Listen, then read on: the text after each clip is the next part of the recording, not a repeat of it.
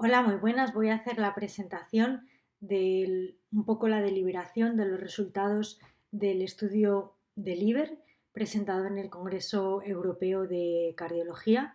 Y me gustaría hacer una serie de comentarios, sobre todo en relación a los puntos que se comentaron fundamentales del IBER.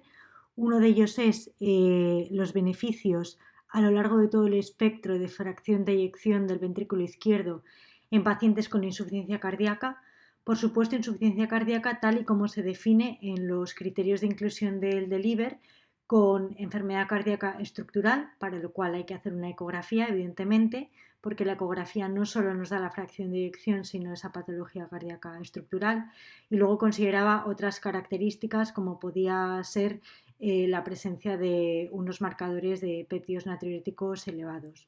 Entonces no se debe esperar a tener la fracción de eyección del ventrículo izquierdo para iniciar el tratamiento con dapagliflozina en pacientes que tienen clínica de insuficiencia cardíaca.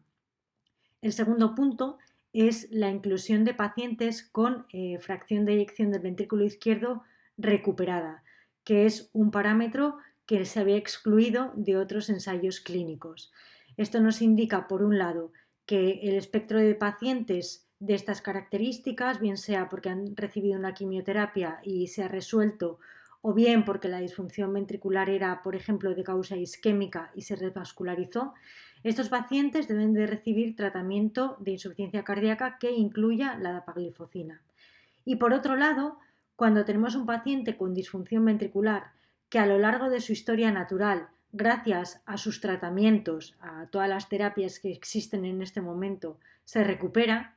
no está indicado retirar el tratamiento con dapagliflozina, porque continúa habiendo beneficio en ese rango de fracción de eyección. Y por último, se habla de los pacientes con hospitalización reciente por insuficiencia cardíaca, que también eran un grupo que se excluía en otros ensayos. Tenemos evidencia de esta mejoría clínica en cuanto a los eventos, y además se ve que específicamente el endpoint de hospitalización consigue una diferencia de curvas que se ve precozmente tras el inicio de tratamiento. O sea que es importante iniciar el tratamiento de forma precoz tras la hospitalización por insuficiencia cardíaca. Pasamos a valorar otros aspectos en relación a lo que se habla de la fracción de eyección. Y aquí me voy a remontar no al deliver, sino al declare.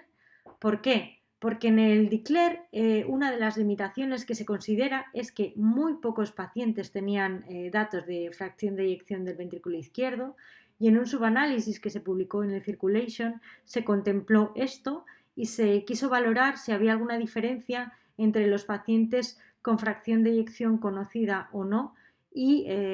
la historia de insuficiencia cardíaca. De hecho, entre las limitaciones que ponen los investigadores, pues estaba esa limitación de que la fracción de eyección solo estaba disponible en unos 5.000 de total de los pacientes.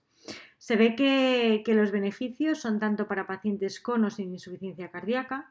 y luego sí que se ve esa diferencia de curvas cuando vamos a evaluar los endpoints, pero claro, teniendo en cuenta que los pacientes que se consideran sin fracción de eyección reducida incluyen un amplio espectro, que serían los que tienen pues mayor o menor de 60, de 30, y también los que la tienen desconocida. No obstante, si vamos a ver la gráfica que separa la hospitalización por insuficiencia cardíaca y la muerte cardiovascular, se veía que todos el espectro de pacientes tenían mejoría en ese endpoint de hospitalización,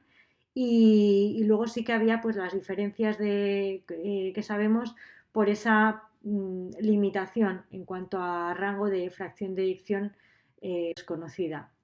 No obstante, pues bueno, pues habría que tenerlo en cuenta. Eran pacientes diabéticos y con alto riesgo cardiovascular. Y para esto también traigo a colación un estudio que se publicó en un abstract de la americana, que lo que hacía era estratificar a los pacientes en función del riesgo cardiovascular, de los pacientes propios del ensayo de Icler, y tomaba características de riesgo tanto por edad, por factores de riesgo cardiovascular, función renal y antecedentes. Y se ve que de forma consistente, a mayor riesgo cardiovascular definido por esa escala, mayor era el beneficio en todos los endpoints cardiovasculares, de hospitalización y los endpoints renales. Y esto me parece importantísimo, por lo que viene a continuación, es un ensayo que se presentó en este Congreso Europeo de Cardiología, fue uno de los ensayos del 28 de agosto, que hace un análisis combinado de las poblaciones DICLER y DAPA-CKD, y lo que hace es separar tanto por filtrado glomerular como por microalbuminuria. Ya habíamos visto previamente un subanálisis que estudiaba estos parámetros definiendo 3 características de riesgo, y se ve que en todo el espectro de filtrado glomerular se obtiene beneficio de los endpoints definidos para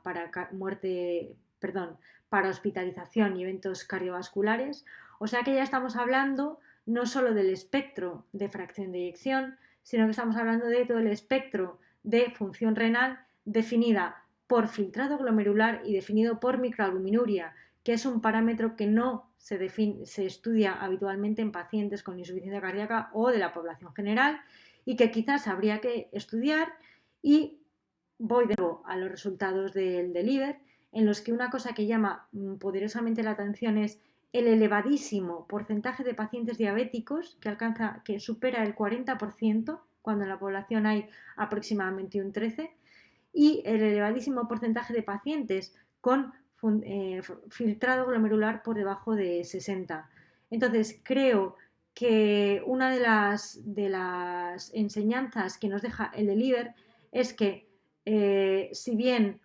se habla de eso, de que no hay que estudiar de forma sistemática la fracción de eyección del ventrículo izquierdo para iniciar tratamiento, quizá tengamos que estratificar bien a los pacientes, y esto sería un ámbito de atención primaria, el no llegar a tener que tratar pacientes con insuficiencia cardíaca, sino estratificar bien su riesgo cardiovascular, pedir no solo la glucosa basal, sino la hemoglobina glicosilada, y en su caso considerar sobrecarga oral de glucosa para definir la población con pacientes con disglucemia y con diabetes. Y por otro lado, estudiar perfectamente la función renal, no solo con el filtrado glomerular, sino con la microalbuminuria